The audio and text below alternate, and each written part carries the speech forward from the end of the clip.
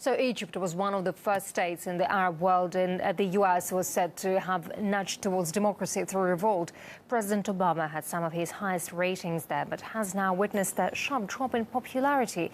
And it's seen as a sign that Washington has failed to define a consistent policy in the region. RT's Paula Slier looks now at why the perception of the U.S. in the Muslim world has got so bad.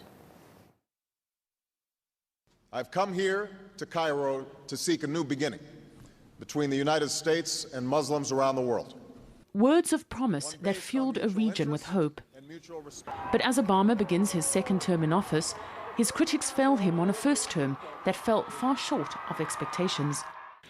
Progress on peace between Israelis and Palestinians remains stalled. The promised economic development of Afghanistan never took root. And American relations with post-Mubarak Egypt deteriorated. Since the 1950s, the U.S. intelligence community has more or less thought that it was in control of something called the Muslim Brotherhood when they brought them from Egypt into Saudi Arabia. And I think they thought that they could just bring them out of the closet and put them in power. They would have a mass-based party that was loyal to Washington. And they're finding out it's by no means loyal to anybody but the Muslim Brotherhood agenda.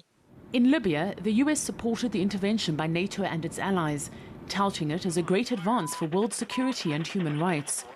But the fallout from it ended with the death of the American ambassador and 3 other members of his staff. The United States was overselling their so-called triumph over Al-queda in a way that was really quite dishonest and dangerous, because it was essentially setting the United States up for situations where Al-Qaeda elsewhere was still not just strong, but getting stronger. And it was getting stronger because of policies that the United States had followed. And it was Washington's politics that did little to win Palestinians over to Obama's side.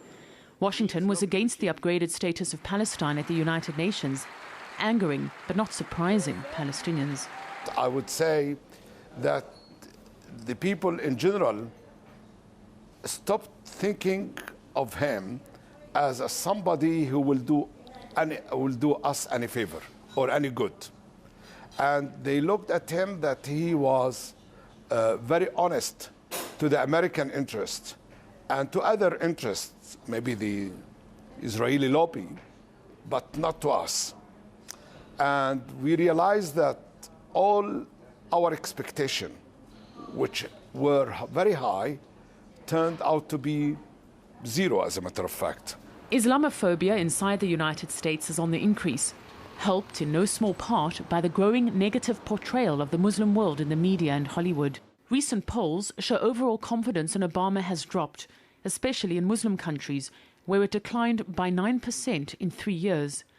Global approval of his international policies has also decreased, from a positive rating of 34% in the Muslim world in 2009 to just 15% in 2012.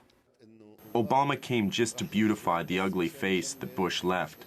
It's American interests that lead American presidents. The only difference is that while one president smiles, the other doesn't. The American system and the American interest in the Middle East are the problem. It's not a personal issue, it is a political issue.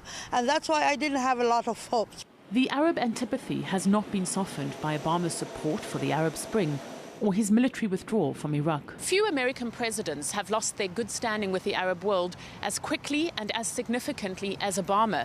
For him now to renew trust in America, he'll have to do more than just promise a new beginning in a Cairo speech. Paula Slier, RT, Tel Aviv.